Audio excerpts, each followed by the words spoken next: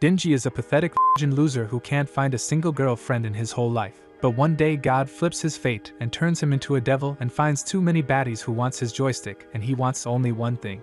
Denji's day kicks off like any other, waking up in his busted up shack looking like he lives in a junkyard. He gets himself together and heads out to grind. On his way, he starts adding up the cash he scraped together from selling his kidney, one of his eyeballs, and even sorry guys, mean his balls.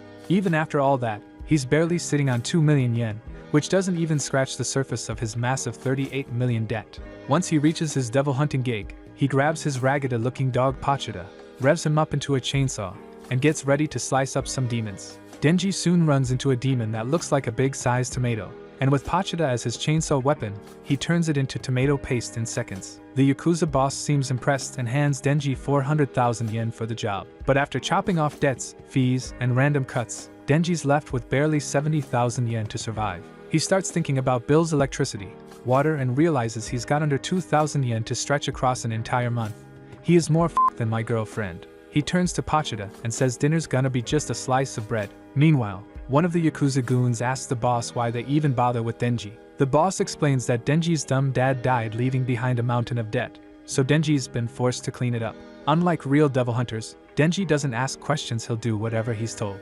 Right then, the Yakuza lackey pulls up beside Denji and offers him 100 yen to eat a lit cigarette. Without hesitation, Denji does it just to buy himself 3 more days of bread. After the car pulls away, Denji quickly spits the cigarette out and heads home, happy to pocket that extra 100 yen. While lying around, he vents to Pochita about how miserable life is. He can't even afford some jam for his plain bread. He dreams of someday getting a girlfriend who'd actually play with his joystick. His mind drifts back to the day his dad took his own life. Right after, the Yakuza cornered him, demanding 700,000 yen by morning, or they'd slice him up and toss him to the dogs. That's when Denji first came across Pochita, the tiny chainsaw devil who originally wanted to turn him into sashimi. But Denji didn't care anymore and told him to go ahead. Then he saw the devil was hurt and bleeding out too. Realizing they were both about to die, Denji offered his hand and told Pochita to drink his blood. After a few bites, Denji promised they'd survive together. From that moment on, Denji started using Pochita as his devil-slaying chainsaw for the Yakuza. Now, as he lies there, he tells Pochita he just wants to dream of soft bread, sweet jam, and someone warm to hold. But then, out of nowhere, he starts coughing up blood and says his mom had the same thing before her heart gave out. Right then, there's a knock at Denji's door. Some Yakuza guys show up, saying they've got another devil job for him. They drive him out to this creepy, run-down factory. On the way, Denji casually asks what kind of devil he's dealing with, but his boss acts super shady and just says they won't be needing his help anymore. Before Denji can even process it, a zombie jabs him from behind. The boss finally admits that they made a deal with the demon for power, but instead of gaining anything, they all got turned into the undead, now serving the zombie devil. That creature commands the zombie squad to slice Denji up and dump him like trash. Denji fights to get away, even though he's bleeding bad. Just as he's nearly at the exit, another slash knocks him down. The zombies pile on and start stabbing him over and over while he screams, then toss what's left of him and Pochita into a garbage heap. But Denji's blood leaks out and hits Pochita, waking the little devil up.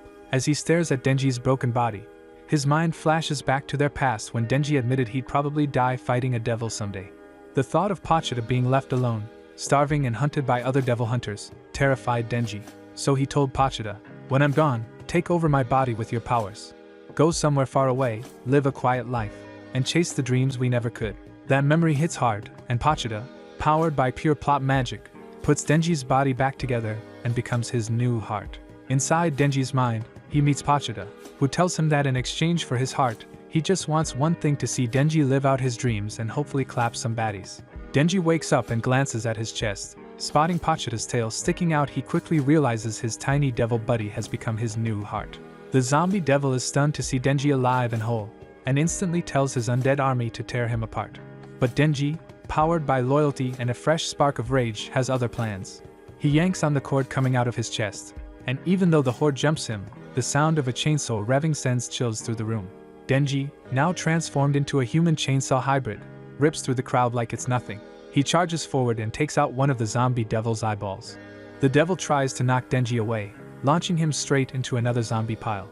But Denji, now on full beast mode, shreds through every one of them with ease, like slicing cake. Fed up, he barrels toward the zombie devil again, ignoring all the walking corpses in his path. Despite the demon's desperate defense, Denji reaches him and cuts the devil clean in half. Looking around after the chaos, Denji sees the Yakuza still look like mindless zombies. But instead of feeling bad, he's actually kind of glad they're gone for good, which means no more debt. He goes wild, hacking down every last one until sunrise. Soon after, 2 cars pull up, and 3 professional devil hunters walk into the bloody mess. They realize their late Denji already finished the job. One of them, a red-haired woman, steps closer and tells him he doesn't smell like a normal human or a pure devil.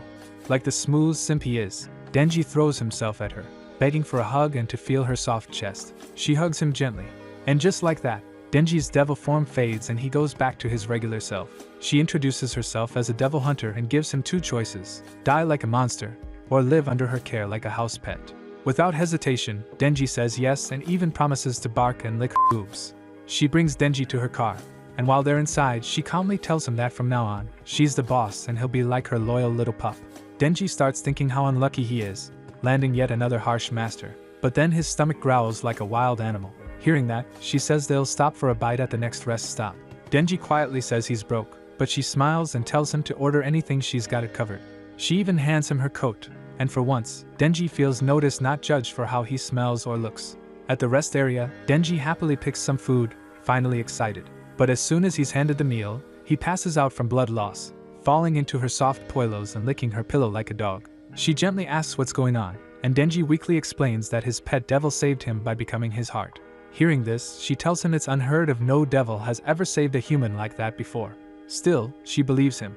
She mentions she has a sharp nose and can tell there's both human and devil scent on him. That means Pachita is still alive inside him. Hearing that makes Denji feel warm inside, but his body gives out again. He blacks out and later wakes up with his head resting on her lap. He jumps up, still craving the food he passed out over. She gently asks if he's alright and if he's able to eat alone. Denji, being the shameless simp he is, says he can't. So she starts feeding him, bite by bite, and after each one, he barks like a puppy. That's when she finally tells him her name, Makima. Denji, without missing a beat, asks her what kind of guys she's into. She leans in and says, I like guys who has a big joystick. It takes him a second, but when it clicks, Denji's eyes light up, thinking he might actually have a shot at getting with her. Later on, Makima brings Denji to the main headquarters of the Devil Hunters. While she's busy showing him around and explaining things, Denji's brain is off in fantasy land, thinking about how badly he wants to get close enough to squeeze her melons. He figures if he sticks around long enough and proves himself, maybe that dream could actually come true. She eventually hands him a fresh uniform and tells him he'll be teaming up with another devil hunter named Aki, who's gonna be his senior during patrols.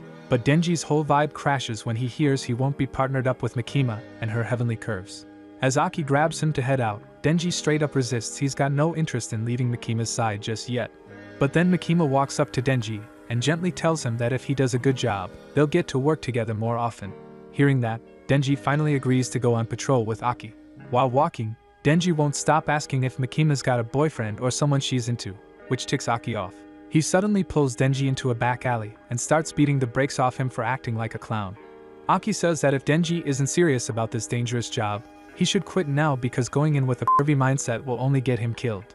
Denji, still bruised up, admits his only reason for fighting devils is to get closer to Makima and maybe grab her cheeks someday.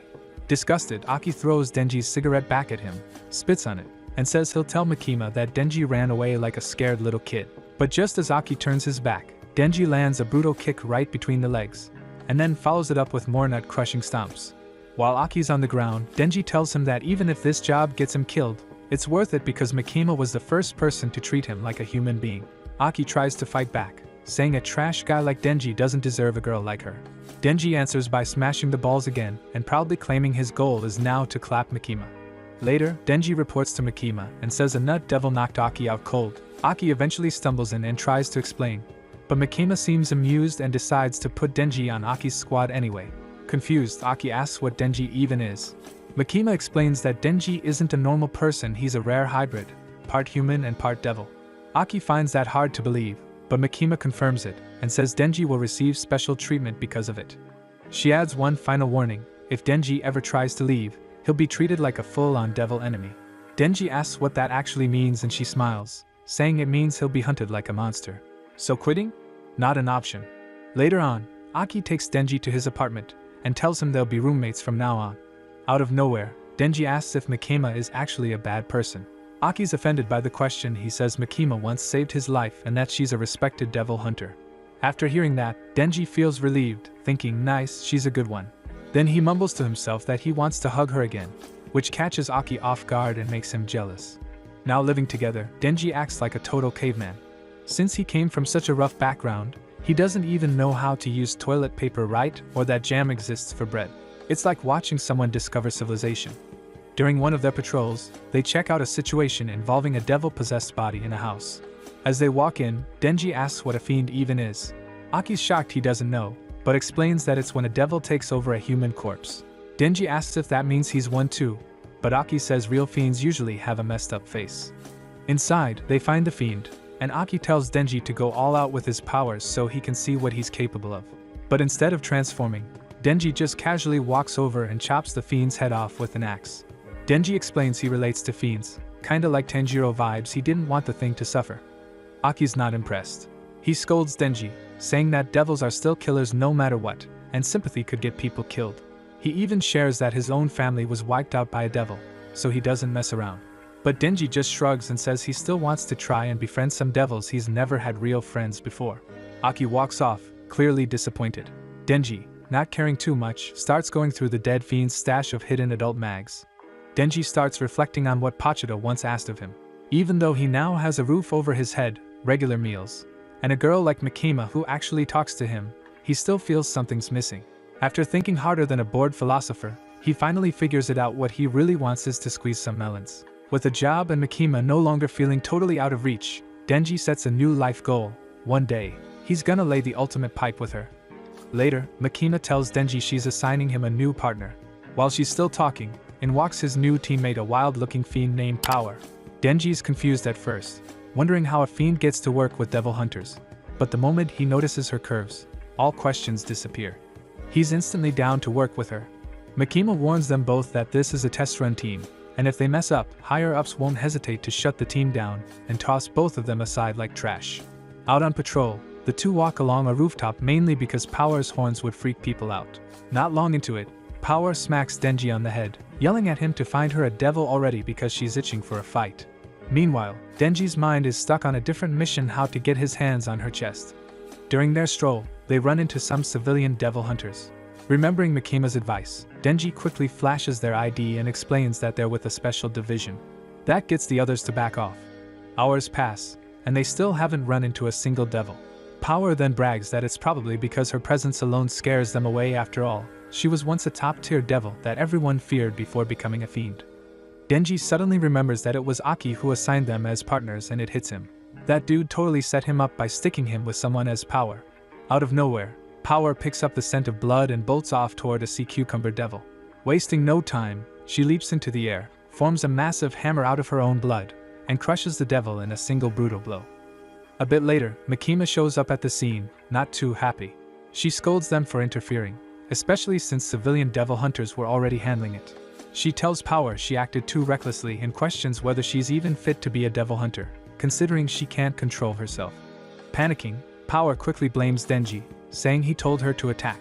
But Denji claps back and tells Makima the truth: Power charged in on her own. While the two argue like kids fighting over who broke a window, Makima simply stares at them, then tells them both to shut it. Power immediately goes silent, which surprises Denji. He didn't expect her to follow orders so quickly. Later, while Denji grabs some drinks, Power joins him.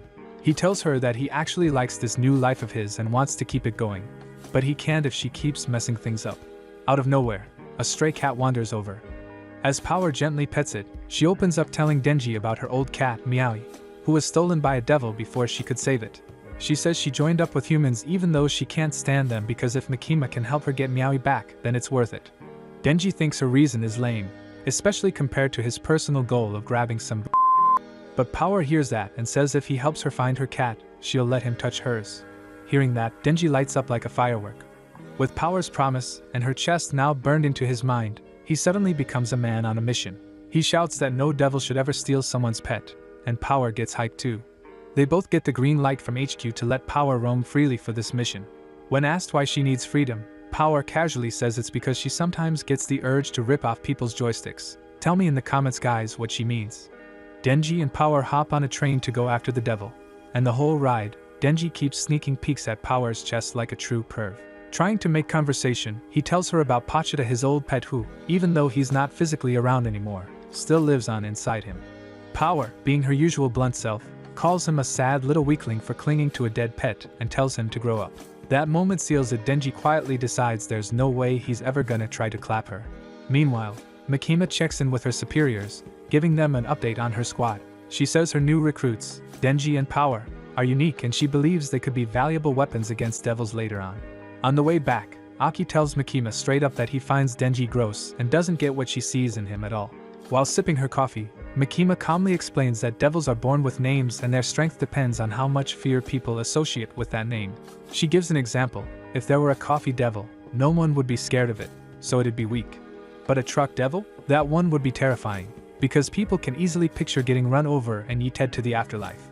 Since Denji turns into a chainsaw devil, something loud, violent, and scary, Makima sees him as a valuable and powerful tool worth keeping close. Denji and Power show up at a haunted old house, and Power tells him this is where the devil who took her cat is hiding. As they get closer, Denji starts sensing something fishy. He pauses and asks why she'd even come here, knowing the devil might use the cat as leverage against her. Power realizes she slipped up, and without saying much she knocks Denji out cold with a smack to the head, mumbling how easy it was to trick him with a little chest bounce. She drags his limp body inside and offers him as a meal to the Bat Devil. The giant monster lifts Denji up and points to his missing arm, saying it got torn off because of humans. He plans to drink Denji's blood to grow it back. He squeezes Denji like a fruit and gulps his blood, but immediately gags and spits him out because of how awful it tastes. Still, it's enough to regrow his arm. Now restored, the Bat Devil plans a full-on human buffet. Denji, barely alive on the floor, remembers Aki's warning that befriending devils is a death wish. Power glances at him and mocks him, calling him dumb for believing her fake sob story. Meanwhile, the Bat Devil flies toward the city. After sniffing the crowd, he says adults taste gross, so he decides to snack on kids first. Power suddenly demands her cat, Meowie, back. Just as it looks like the devil might return the cat, he grins and swallows it whole, punishing her for bringing him nasty-tasting blood. Power flashes back to when she first found Meowie. Her plan was to fatten it up and eat it. But after feeding it milk and spending time together, the cat became something more, a friend, something she never thought she could have. Then one day, the Bat Devil showed up, took the cat, and told her to bring him a human or lose Meowie for good. Watching her cat get eaten, Power turns to Denji and admits she finally gets how he felt when he lost Pachita. But the Bat Devil isn't done. He grabs Power next and swallows her too, gagging again because of her awful taste. Still, the meal gives him just enough energy to take off toward the city for his real feast. As he flies, he suddenly notices Denji clinging to his leg. The devil grabs him and starts crushing him again. While being squeezed, Denji recalls the time Pachita went missing. He found him curled up in the shed, and the two cuddled up and fell asleep together. That memory hits hard, and in that moment, Denji fully understands the pain Power felt when she lost Meowie. Fueled by emotion, Denji yanks the cord on his chest, revving up and transforming into the chainsaw devil. Denji swings into action and slices off the Bat Devil's arm again, shocking the monster as he realizes Denji isn't just human, he's a devil too. Meanwhile, some random office lady is just vibing in her workspace when suddenly, the two devils crash through her building, wrecking her entire office. Denji tells her to get out fast, which stuns the Bat Devil, seeing a devil care about a human. Denji sends the beast flying into the city, and they start brawling like it's WWE. Denji begins to take control of the fight. Trying to catch him off guard, the Bat Devil picks up a car with a person still inside and hurls it at Denji. But Denji catches it mid-air and yeets it right back, not even caring if the person survives. The car smacks the devil in the face, leaving him scorched. Angry now, the Bat Devil charges up a shockwave blast and fires it, sending Denji crashing through buildings. Thinking he's won, the Bat Devil grabs another human to munch on so he can heal. But Denji rises again, bloodied but standing. He shouts that he's not giving up, he's going to tear the devil apart just so he can finally grope Power's chest. The Bat Devil starts to panic, and Denji goes full beast mode, slashing him like crazy and ripping open his gut to rescue Power and her cat. He lands like a boss, striking a heroic pose straight out of Power's dreams. Inside her fading consciousness, Power remembers her past, how she used to survive by drinking the blood of anything with fur or feathers, from birds to cows to full-grown bears. But after she met Meowie, things changed. She had planned to raise the cat only to eat it later, but as they grew close, that idea faded. When the Bat Devil stole Meowie, she ran into the city hoping to find a human to trade for her cat's life. But something didn't make sense. Why would she go this far for a cat? Then, while lying on the ground, she looks at her injured, bleeding hand and suddenly understands. The cat's warm blood comforted her. That warmth was love, and it's why she truly cared about Meowie. She wakes up to see Denji standing over her, having saved both her and Meowie. When she asks why he bothered, Denji gives a hand gesture showing he still wants to touch her chest. She calls him an idiot for it but still tells him he can grab her boobs since he did save her cat. Denji loses it, screaming in victory. But right as he's celebrating, a nasty-looking devil ugly enough to look like your mom in the morning appears out of nowhere and chops off his hand, then eats it. Denji tries to transform again, but nothing happens. He's too low on blood to fight back. The strange devil introduces herself as the Leech Devil, claiming she was the Bat Devil's girlfriend. Now that her man's gone, she offers Denji the honor of becoming her new lover. Denji immediately refuses. He's not about to hook up with someone who looks like a dried-up prune, and despite not being able to transform, he charges in to fight. Denji throws everything he's got at her, swinging wildly and using whatever's around him as weapons, but nothing seems to hurt her. The Leech Devil starts going on about her dream, how she and her ex wanted to devour all of humanity together. Denji, fed up with all this dream talk, interrupts her and yells that it's now a battle of dreams. He says if she loses, it means her twisted dream is weaker than his one goal to touch some boobs. With pure chaos in his eyes, Denji keeps fighting, using brute strength and desperation.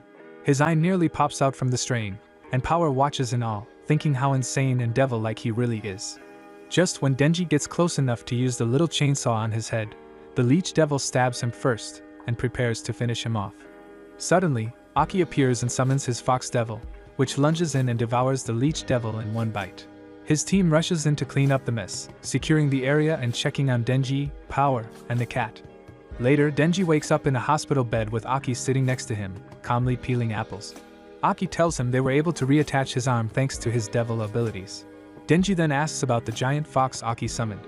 Aki explains that devil hunters form contracts by offering parts of their bodies, and in return, the devils help them fight. Just as Denji is about to enjoy some apples, Aki pulls them back and says he followed the trail of Denji's blood straight to the Bat Devil's hideout. He asks Denji if Power betrayed him. Denji fakes amnesia, pretending he doesn't remember anything. Aki warns him if he's covering for Power, both of them will be kicked out and treated like enemies. But after seeing how people from the city were thankful that Denji saved them, Aki makes a deal. He'll keep quiet if Denji agrees to follow his orders from now on. He hands him the apple again and tells Denji that if he wants to keep living this comfy new life, he'll need to play by Aki's rules. Denji agrees, promising he's not just about boobs anymore, he's serious about becoming a proper devil hunter. As Aki heads out, he reminds Denji to learn some manners. Outside the room, he's met by Power handcuffed and watched over by Himino and another agent. While Himino thinks it's risky to keep Power alive, Aki removes her handcuffs and says that devil hunters still need devils like her if they want a fighting chance. Later, he returns to headquarters to report to Mikema. Before entering her office, he stops to fix his appearance, wanting to look sharp. Inside, Aki gives a recap of the whole incident but bends the truth a bit. He says Denji took down the Bat Devil and held off the Leech Devil long enough for backup to arrive. Mikema listens but raises an eyebrow, pointing out that Denji and Power weren't even supposed to go that far from their assigned area. Aki steps in to defend them again, saying that despite everything, they managed to take down 2 devils without anyone dying, so they should be cut some slack. Mikema agrees but adds that Aki seems to be softening ever since Denji joined his squad. The next morning, Aki starts his day as usual, making coffee, brushing his teeth, and lighting up a cigarette while enjoying the peaceful vibe outside. Meanwhile, Denji wakes up, chows down on breakfast, and things seem calm until loud banging hits the door. Both Denji and Aki get ready for a fight, thinking it's another devil attack. But it's just Power, showing up with her stuff, saying she's moving in. Aki immediately calls Mikema, asking why she stuck him with 2 maniacs. Mikema simply says do some plot development at night. Sorry guys, I mean, she trusts him to keep the situation under control and adds that Power promised she'd behave. However, Power clearly lied. The moment she settles in, she becomes a total menace, throwing food around, not flushing the toilet, and flat out refusing to shower. Both Aki and Denji quickly find themselves losing patience with their new housemate. That night, while Denji's cleaning the toilet Power used, she walks in and hints that it's finally time for her to repay the favor by letting Denji grab her melons. Denji instantly starts malfunctioning with excitement. Power sits casually on the toilet, waiting for him to make a move, teasing him while saying he only gets 3 squeezes. Denji happily agrees, hands shaking with joy. She closes her eyes, ready for some action. As Denji squeezes, she starts making excited sounds until a few pads fall out of her shirt, revealing her actual size. Without the stuffing, Power's chest is way smaller than expected. Still, she urges him to keep going. Denji tries to power through it, but deep inside, he's feeling scammed. This wasn't what he imagined. The next day, Denji feels hollow and betrayed. That long-awaited moment turned out to be a letdown, and all he can think about is how he got fooled by some foam. While doing paperwork with Makima, she picks up on his strange mood and asks what's bothering him. Denji admits that his first experience felt empty. Makima gently takes his hand, and while softly saying the words every guy wants to hear, sighs doesn't matter, she guides his fingers to stroke her ears and even nibbles on one of them, nearly making Denji short-circuit. Then, she pulls his hand to her chest, letting him grab her for real, sending Denji straight to Moon. Overwhelmed, he stumbles back and explodes from the sensation. Makima leans in close, face just inches away, and asks if he'd do her a favor. Denji, thinking it's that kind of favor to clap her all night, he agrees without a second thought. But then, Makima stands up and tells him to defeat the Gun Devil, a monstrous threat that devil hunters have long wanted to take down but never could. She tells Denji that if he manages to kill it, any wish he has will be granted. Shocked, Denji asks if that includes her, well, doing everything to him. Makima smiles and says she'd even go that far if he wins. Then she explains the Gun Devil's history. Years ago, during a peak in global gun violence, a terrorist attack in the U.S. summoned the Gun Devil. In just 5 minutes, it wiped out 1.2 million people. In one tragic story, 2 brothers are playing in the snow. The younger one goes inside to grab gloves, and while he's gone, the house is obliterated by a sudden blast of wind. The older brother is left alone, his family gone in seconds. Since that day, the Gun Devil has vanished. But the trauma left behind caused fear of devils to explode, making them even more powerful.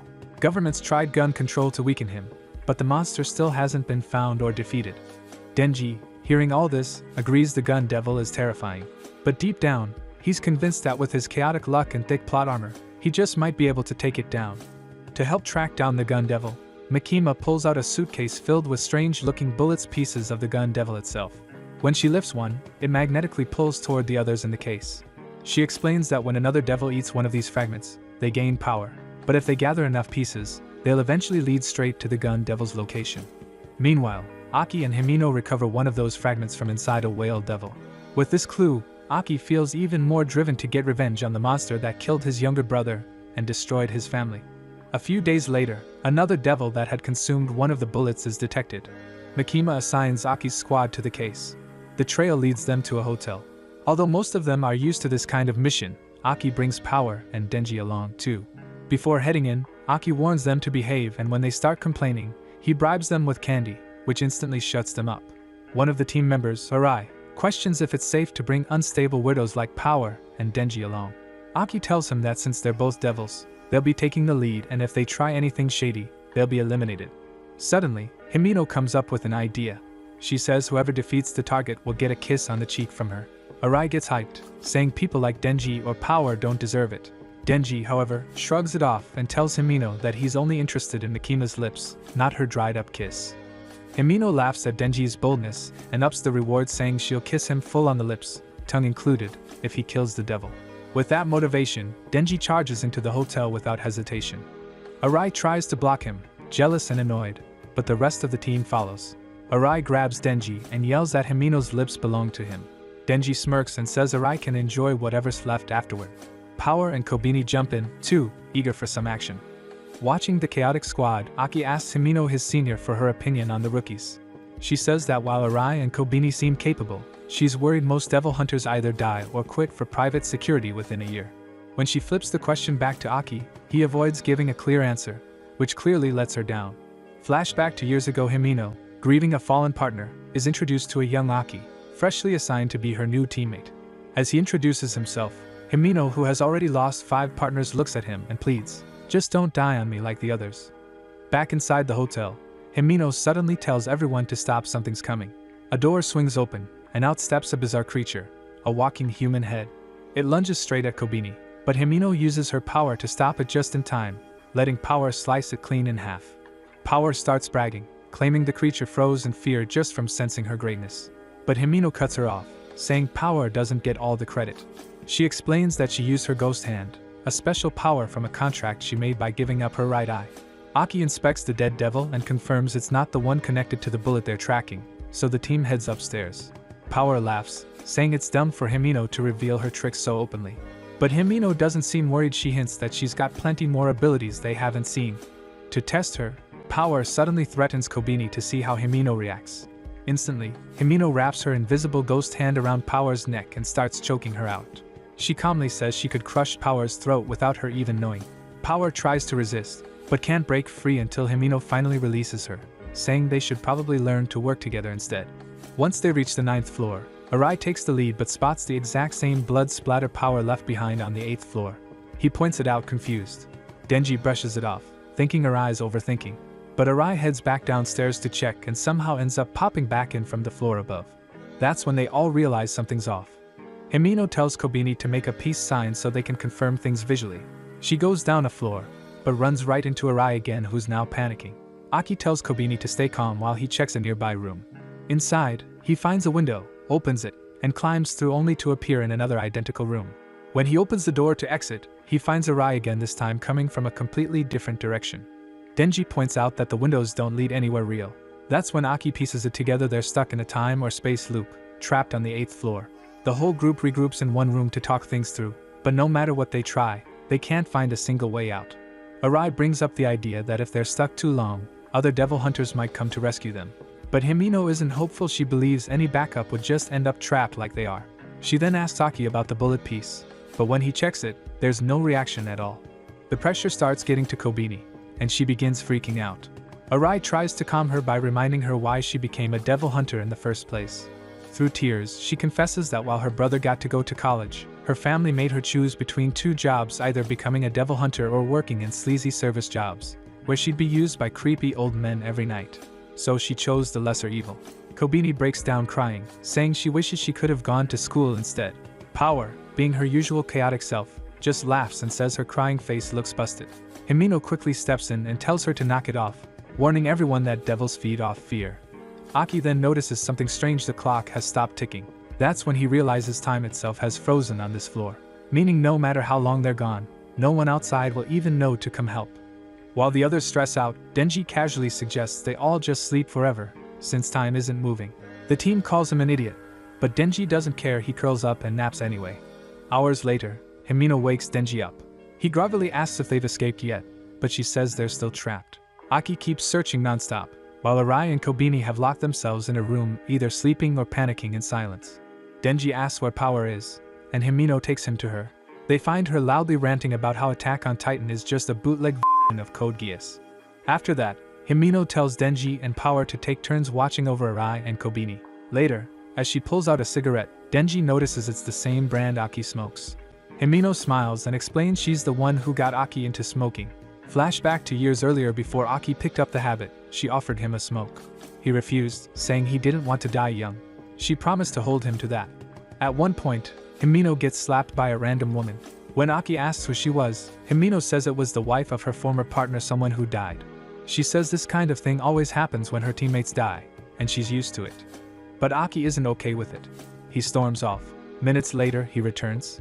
When Himino asks what he did, he casually says he stuck a wad of gum on the woman's back to get revenge.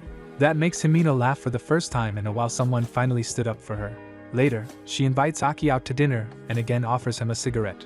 He turns it down, but she convinces him that since they'll be partners for a long time, he should at least try. Aki gives in and agrees to smoke, but only that one time. In the present, Aki has clearly changed his mind. Now a regular smoker, he casually asks Himino for another cigarette. Himino takes the cigarette from her lips and places it into Aki's mouth, sharing a smoke with him. Denji watches and grumbles, feeling jealous over what he calls an indirect kiss. Aki, unimpressed, tells him to shut it. Suddenly, Aki informs everyone that the head devil Power sliced earlier has returned, and it's now grown much bigger. The team rushes out to face it. The devil, now resembling a massive blob of Play-Doh, offers them a deal. He'll release everyone trapped inside the hotel, but only if they let him devour Denji dead or alive. Kobeni stumbles out of her room, trembling and holding a knife. Shaking with fear, she demands that Denji surrender himself to the devil. Then, in a burst of panic, she lunges at him. Before she can do anything, Aki and Himino quickly shut her down with a clean 2-hit combo, knocking her out and protecting Denji. Himino suggests using Aki's Fox Devil to finish the enemy, but when Aki tries to summon it, nothing happens. Turns out they're sealed off from the outside, so his contract can't reach the fox. With no choice, Himino uses her ghost hand to start attacking the creature.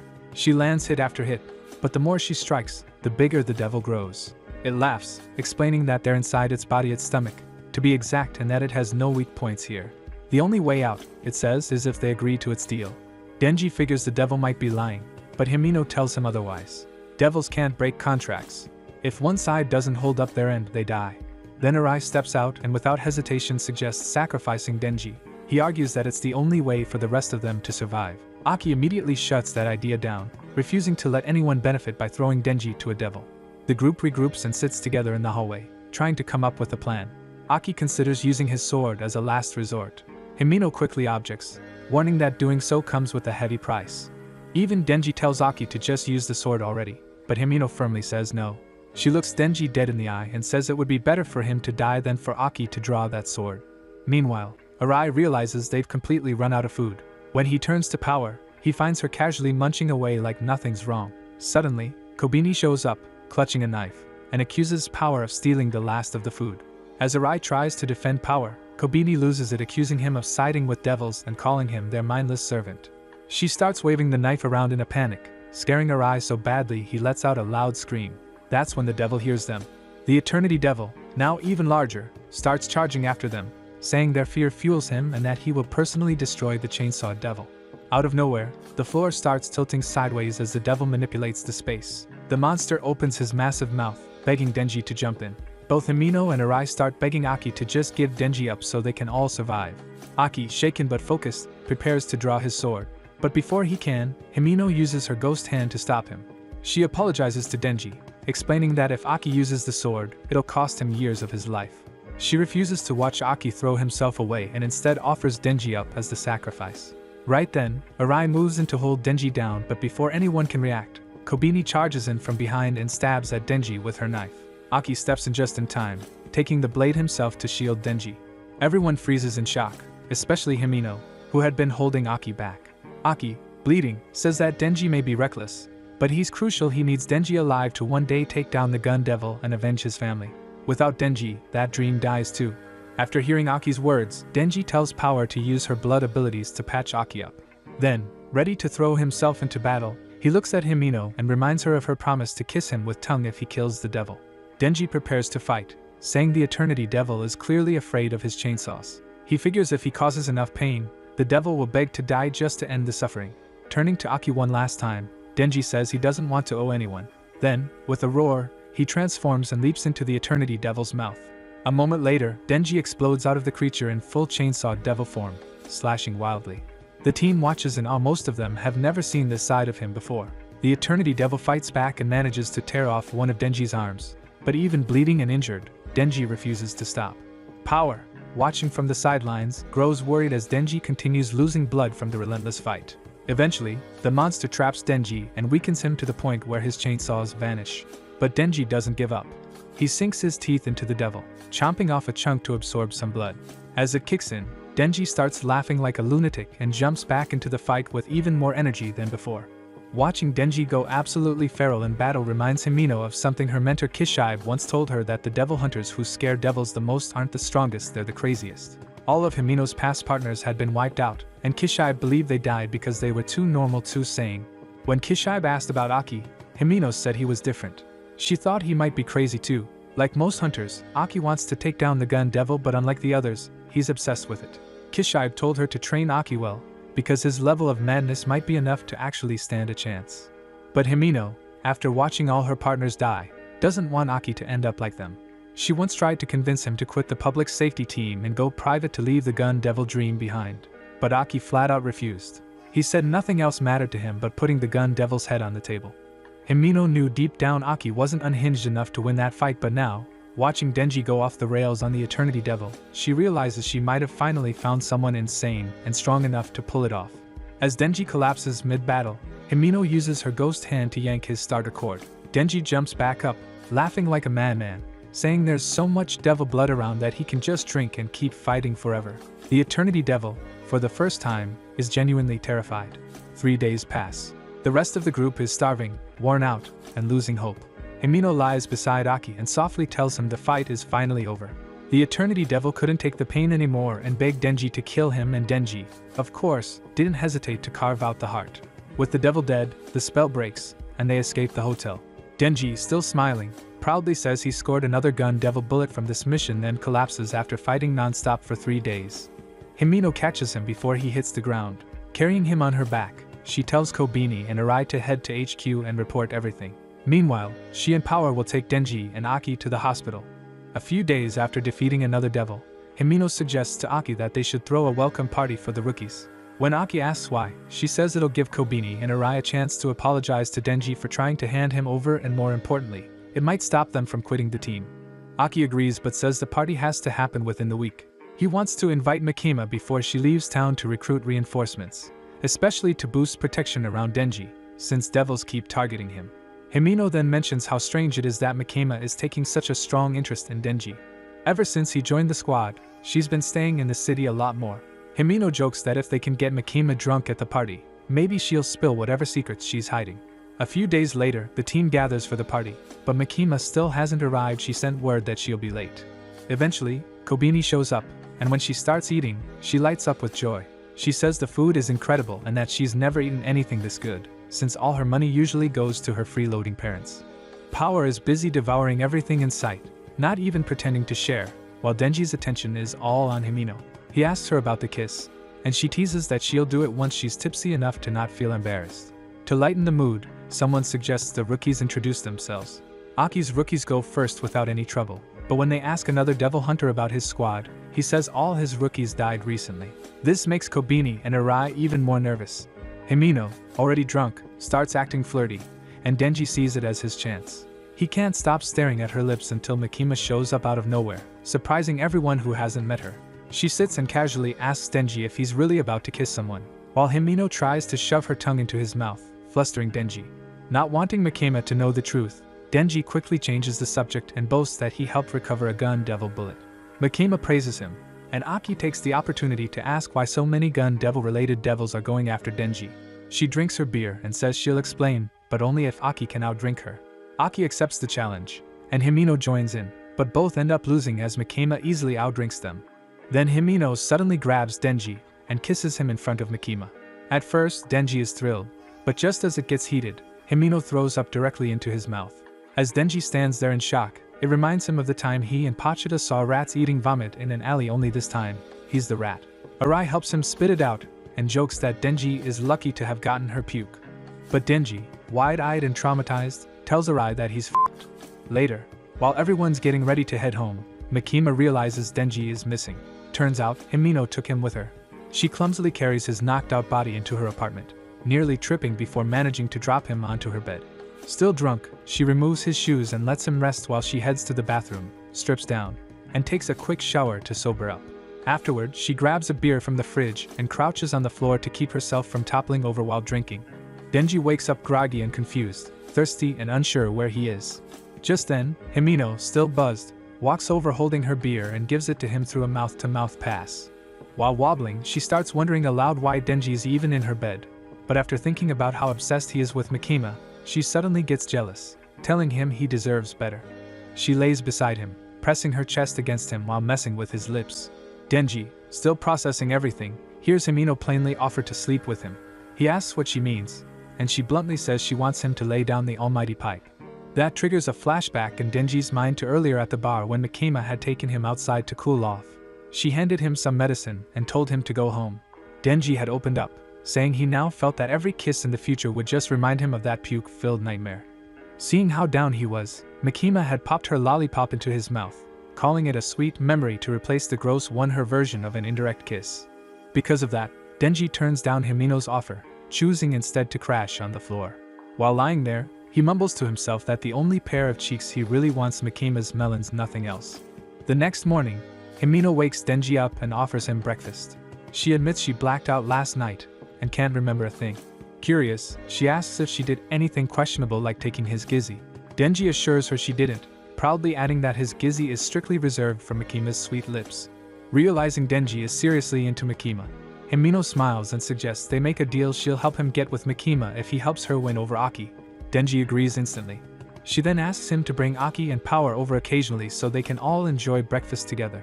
But even after hearing that, Denji wonders if Makima would ever join them. Meanwhile, Makima is on a train headed to Kyoto to meet the higher-ups and public safety people she clearly has no interest in dealing with. But before she even gets there, as the train enters a tunnel, gunmen shoot both her and her assistant dead, leaving their bodies slumped and bloodied. Back in Tokyo, while Aki's squad is eating together, Kobeni and the others are ambushed by the same attackers. At another table, Denji and the rest are relaxing when he notices a sketchy guy nearby ranting nonsense claiming Saitama could beat Goku. But then the man locks eyes with Denji and reveals he's the grandson of Denji's former Yakuza boss. He knows Denji is the target of the gun devil and with no warning, pulls a gun and shoots Denji in the head. As he tries to shoot the rest of the team, they dodge, and Power retaliates fast enough to subdue him. Aki then summons his Fox Devil, who swallows the man and destroys part of the building. However, things take a strange turn. The Fox Devil tells Aki that what she consumed was neither human nor devil. Suddenly, the man slices his way out from inside the fox, revealing himself as the Katana Devil. Aki draws his sword and lands 3 clean hits before summoning the Cursed Devil, a being that kills any marked target after 3 strikes. The Katana Devil appears to fall dead. Aki turns to Power, who urgently says Himino needs a doctor. As Aki spots the attacker's gun, he's puzzled guns are banned in Japan. Suddenly, a mysterious girl appears, impressed by Aki's abilities. She casually revives the Katana Devil as if it's nothing. This time, the Katana Devil doesn't hold back, he speed blitzes Aki, knocking him down instantly. As he walks over to finish the job, Himino tries to summon her Ghost Devil, but it refuses, clearly afraid of the blonde girl. Desperate, Himino offers everything she has if the Ghost Devil will just protect Aki. The Ghost Devil accepts, transforming into a massive, multi-armed monster. Despite the Katana Devil's efforts, she restrains him completely. But the price is steep. Himino begins disappearing, losing her limbs one by one. Even so, she smiles through the pain, knowing she's doing this for Aki. As her body fades, her only wish is to see Aki cry for her, just wants to finally see his real feelings come out before she's gone for good. The Katana Devil, struggling, begs the blonde girl for help. She calmly summons her own devil, a monstrous serpent that devours Himino's Ghost Devil in seconds. After the snake finishes its meal, she retracts it. Aki turns to look where Himino had been, but all that remains are her clothes and her eye patch. She's completely gone. As the chaos calms, the Katana Devil tells the blonde that Power has escaped. But while they're distracted, the leftover piece of Himino's Ghost Devil crawls over to Denji and pulls his starter cord, reviving him and transforming him into the Chainsaw Devil.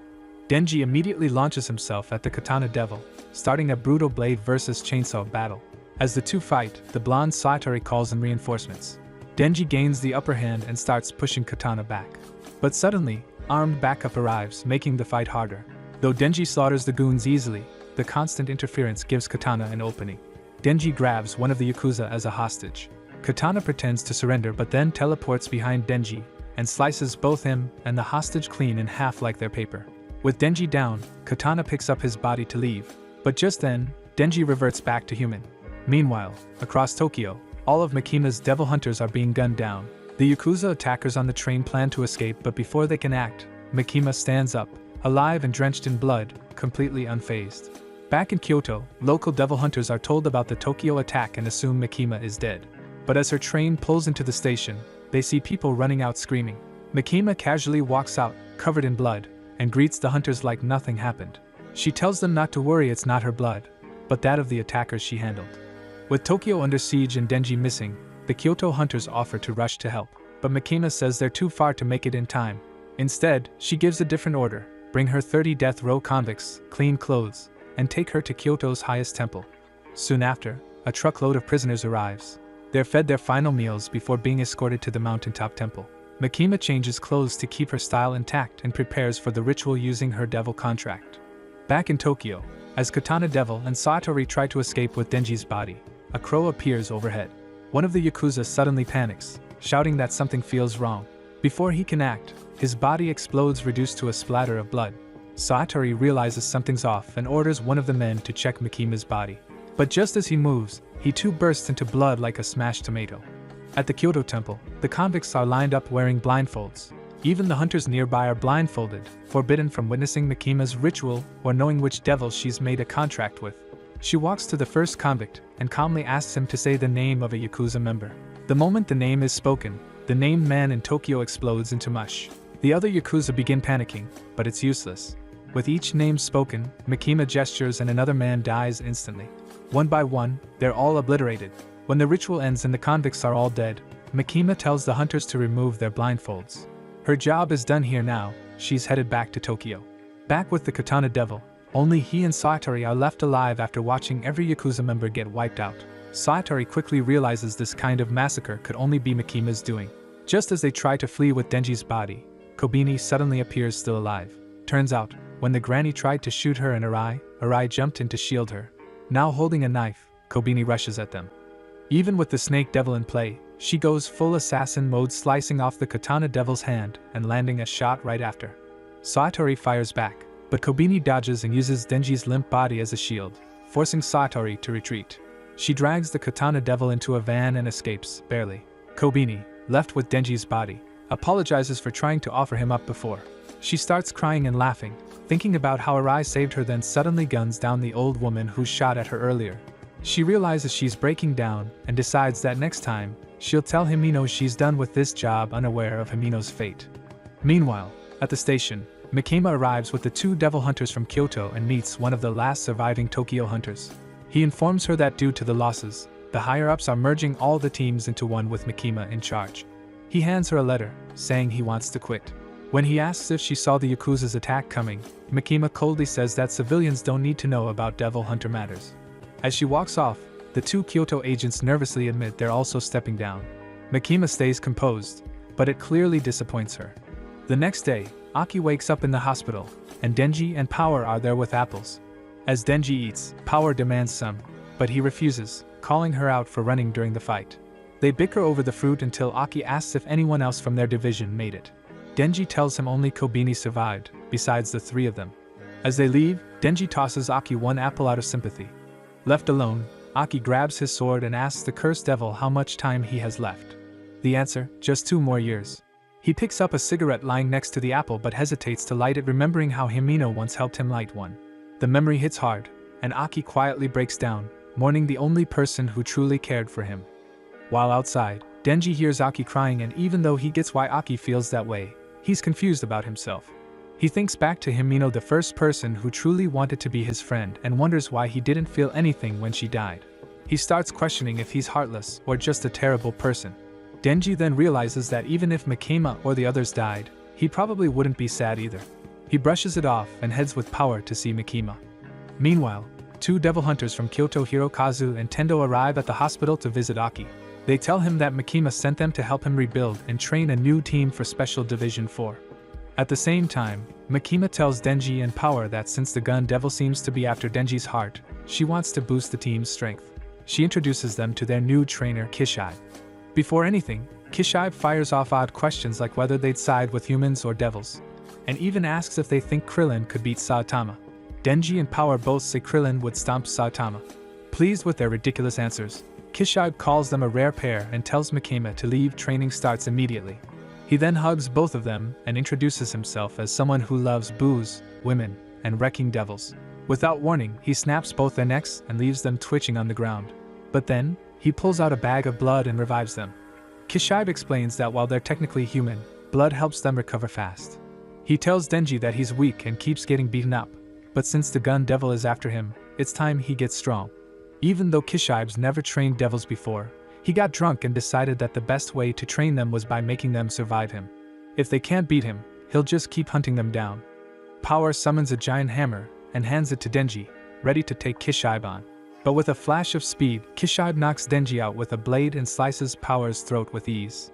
As they lie there bleeding, he calls Denji immortal and Power almost immortal, just way too weak.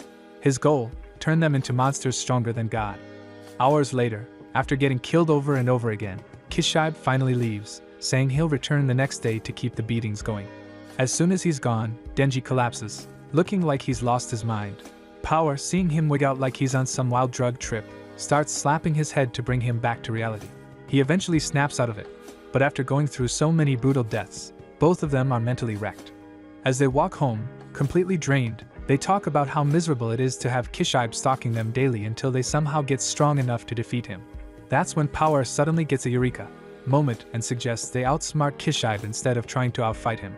By teaming up their brain power, they might finally have a shot. That thought brings them some hope. The next morning, Kishibe shows up drunk to their apartment to continue their training. But Denji and Power are prepared. They've channeled their inner Einstein. As Kishibe tries to enter, Power strikes with a long pole. He dodges easily, but before he can react, she jumps at him from above. Kishibe blocks that, too, but suddenly Denji ambushes from behind with an axe. Just when it looks like their combo might work, Kishibe casually kicks Denji in the face, shutting down the ambush. Despite the failure, Kishibe admits their effort impressed him and tells them he's taking the rest of the day off. Denji starts celebrating, but right when he lets his guard down, Kishibe throws a knife right into Denji's skull. He casually warns Denji never to trust what a devil hunter says, especially him. Back at the hospital, Aki tries summoning his fox devil again, but nothing happens. Tendo and Kuroz tell him it's done helping him after being forced to eat something as nasty as the katana devil. They explain his cursed devil contract has already shortened his lifespan and suggest he retire to live peacefully while he still can. But Aki, driven by his family's murder and now Himino's death, refuses to give up. They suggest Aki try forming a new pact with a much stronger devil instead. As they leave, a young woman enters. Aki's eyes widen. She looks just like Himino. She introduces herself as Himino's younger sister and gives him a letter. Inside, it's a message Himino had written to her, filled with questions about their dad and stories about Aki. She even mentioned wanting Aki to leave public devil hunting and go private with her so they could always be together. The next day, Aki visits a high-security prison with Tendo and Kuroz to meet a devil that's locked inside the future devil. They explain that two people have made deals with it. One gave up half his lifespan, while the other had to endlessly watch Boku no Pico, which is a fate worse than death. Aki enters the chamber and meets the future devil, who's bizarrely dancing around, mumbling about how One Piece's ending is trash and fans were heartbroken. Aki, unfazed, asks the devil what it'll cost to make a deal. The future devil tells Aki to stick his head into his body first so it can read his future.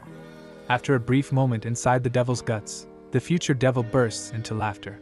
It says the deal is simple, it just wants to live inside Aki's right eye. Aki is shocked at how small the price is, but the future devil tells him the reason is simple. The future that lies ahead for Aki is going to be incredible. Meanwhile, Denji and Power keep grinding through their brutal training. After they finally land a solid hit on Kishibe, he acknowledges their progress and tells them that from now on, he'll only beat them down once a week. That news makes both of them pretty happy.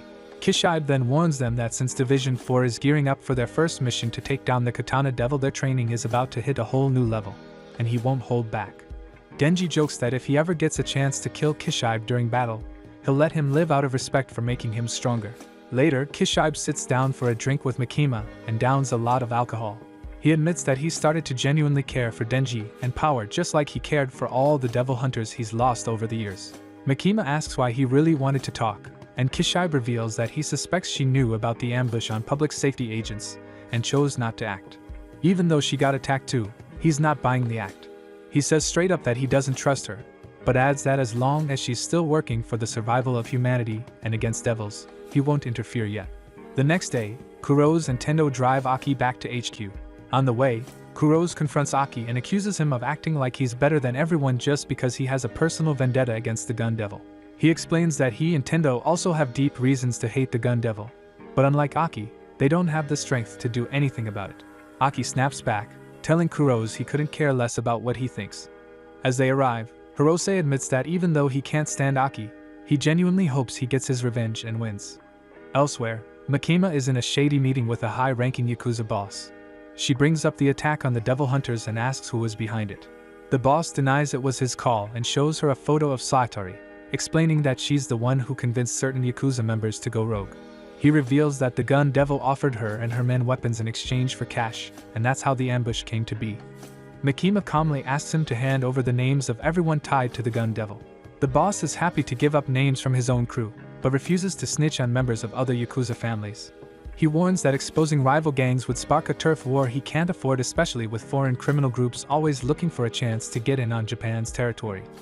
Makima then casually places a bag on the table. The boss chuckles, thinking she's trying to bribe him, but she corrects him it's not a bribe. Inside the bag are eyeballs belonging to the families and loved ones of the Yakuza in that very room. The boss's expression drops as he opens the bag and sees the horror inside. Makima calmly says she knows someone who can reattach them if he cooperates. One of the goons in the room steps forward to attack her, but freezes when she glares at him. Moments later, he starts bleeding from the nose and suddenly dies right there. Makima tells the boss his excuses are trash. He doesn't care about peace or avoiding chaos. He just wants to save himself, even after everything horrible his organization has done. While Division 4 reaches the enemy base and gears up for battle, Kobeni is already trembling, wishing she could bail. Meanwhile, Power and Denji are pumped and ready to brawl thanks to all the brutal training they've gone through. Aki walks over to Kishibe and asks about the strategy, but Kishibe tells him there's only one charge in and smash everything. As the squad heads in, a cop and a devil hunter stop Kishibe and ask what their role is. He instructs them to guard the exits, especially the basement, explaining that while the special squad will take on the enemy, the cops need to make sure fiends like Denji and Power don't run wild and cause chaos outside. Down in the basement, it's crawling with zombies. More of Division 4's unique devil hybrid members show up. First, there's Beam, a sharp-toothed fiend who can swim through solid surfaces like a shark. Then comes the Violence Fiend, who wears a gas mask to suppress his poisonous aura.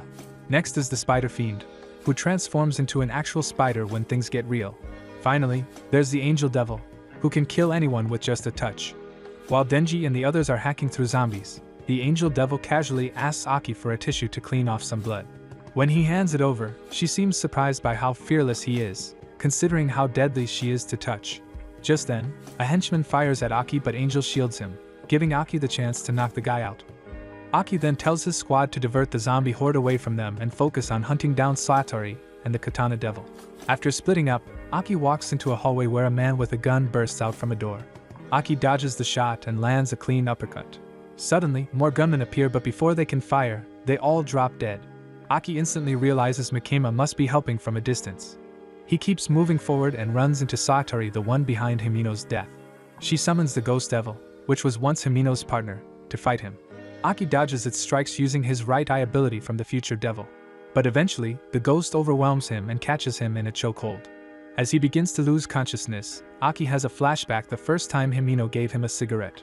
It was a peaceful memory from a simpler time he now cherishes.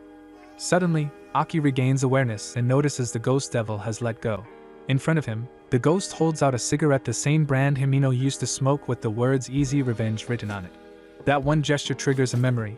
Himeno once told him the Ghost Devil is blind and only senses fear. Remembering this, Aki fearlessly steps forward and climbs the ghost's body with confidence, no longer afraid. To him, the ghost is now just a reminder of Himeno, not an enemy. Satori is stunned by what she sees. With no hesitation, Aki slashes down the Ghost Devil, the final remnant of Himeno. Before Satori can react, Kobeni suddenly appears behind her and holds a knife to her neck, forcing her to surrender. Surprised to see Kobeni still in action, Aki asks why she didn't quit like she said she would. With a straight face, she shrugs and says it's because she's broke and still needs the paycheck. While Denji is riding the elevator with Power, she's happily munching on a zombie hand like it's a snack, which grosses Denji out completely. When the elevator doors slide open to reveal a floor packed with zombies, instead of holding back, Power boldly steps forward and loudly declares that she's here to wreck their undead faces. Denji, not interested in dealing with her drama, calmly closes the elevator door and heads up to the next floor to continue his search for the Katana Devil. Once the elevator hits the 13th floor, the doors open again and Denji comes face to face with the Katana Devil and two of his armed goons. Surprisingly, the Katana Devil asks for a chat. Denji agrees, curious. The Katana Devil begins explaining how the Yakuza fell apart after the boss died, and how the gang now blames Denji for everything. He adds that even though the gang members had become zombies, Denji should have felt bad for killing them since they used to be human. Trying to strike a deal, the Katana Devil suggests Denji end his own life to make things even and maybe head to another world and tag along with Subaru from Re:Zero. Denji thinks about it for a second, then bluntly tells him no and sarcastically suggests that the Katana Devil should lick his feet instead. That's the end of negotiations.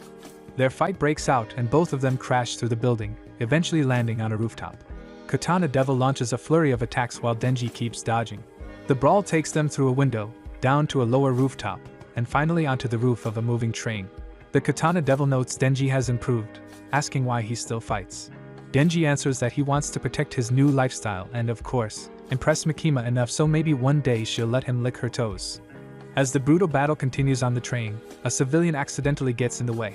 The distraction gives the Katana Devil a chance to go full ninja mode, slicing off both of Denji's arms. Thinking the fight is over, he demands Denji apologize for killing his grandfather. But Denji grins and reveals the battle isn't done, he's still got one more trick.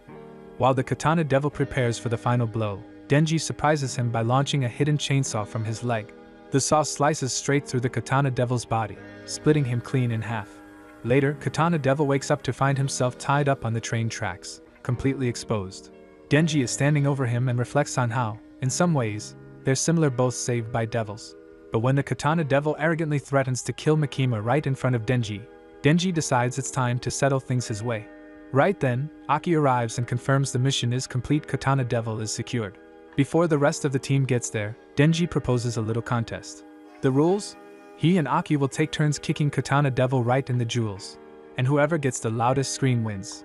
While Aki tries to keep things professional as a devil hunter, Denji keeps arguing that this guy is the reason Himino ended up dead. Aki pulls out the same cigarette that reminds him of her, and after thinking about it for a while, he nods and agrees to Denji's idea. The Katana Devil starts sweating when he sees what they're planning, taking turns kicking him right in the family jewels. One by one, they start punting his manhood like it's a soccer ball. Each blow echoes as the Katana Devil groans in agony. Aki treats this painful beatdown like a tribute to Himino, a final gift for her to smile at from the afterlife. After this odd little victory, Makima heads back to report to her superiors. She explains that the real puppet master, Saitari, used to be a devil hunter herself. At some point, she made a deal with the Gun Devil and started trading firearms to the Yakuza in exchange for tracking down the Chainsaw Devil's heart. But before they can question her, Saitari calls out her Snake Devil and uses it to bite her own head clean off, leaving Kobeni frozen in horror. Despite the chaos, the mission is marked a win. The team managed to collect a whole kilo of Gun Devil flesh, and now that it's been added to the pieces they already gathered, they finally have enough to trace the Gun Devil's location and take him down once and for all. Back home, Denji and his squad get back to living their normal goofy lives. They go shopping, joke around, and even enjoy dinner together like a real family. The mood's light and full of laughter, celebrating the crazy when they just pulled off, but calm moments don't last long in their world. Later that night, Aki steps outside for a breather. He lights up the cigarette Himino left him, takes a long drag, and silently reflects on how much he misses her. That one smoke holds all the feelings he never got to say. What do you think, guys? Would Denji clap Makima or not? Tell me in the comment, guys. That's it for today's video, guys. Watch the following video, and I will see you in the next one.